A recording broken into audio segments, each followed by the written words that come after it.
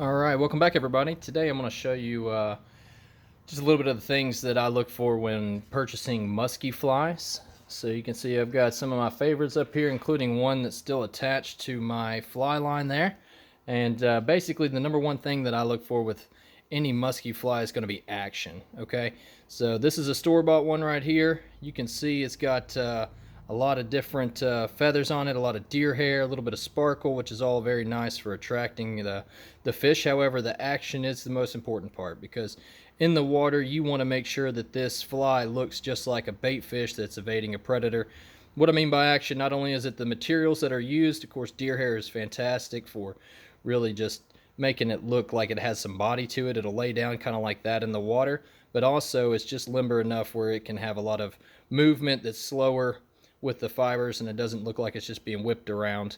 As well as these feathers right here. So you can see these are about 10 inches long, which is nice. It gives it that extra tail on it.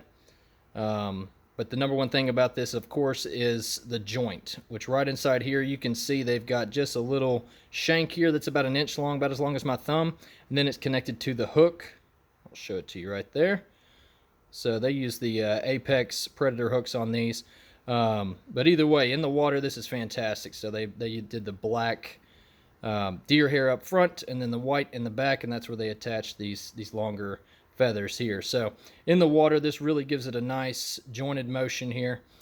Some of the others that I've tied kind of imitate that, of course.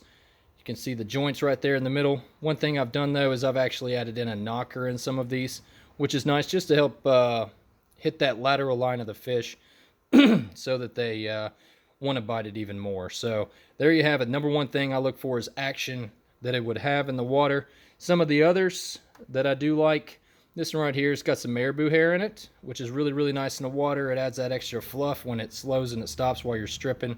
It'll go and it'll just fluff out a little bit further than deer hair would. And it is not jointed. It's one solid piece there. But I have put lead eyes behind the stick-on eyes behind this one to help it get down, and a lot of extra flash there. So two things, lots of action, definitely by material and also by how many joints it has. I've seen these things have up to 4 or 5 joints, kind of like a Game Changer would or something like that. But honestly, for the waters that we fish here in Tennessee for muskie, it's all about the one joint with a lot of body on it.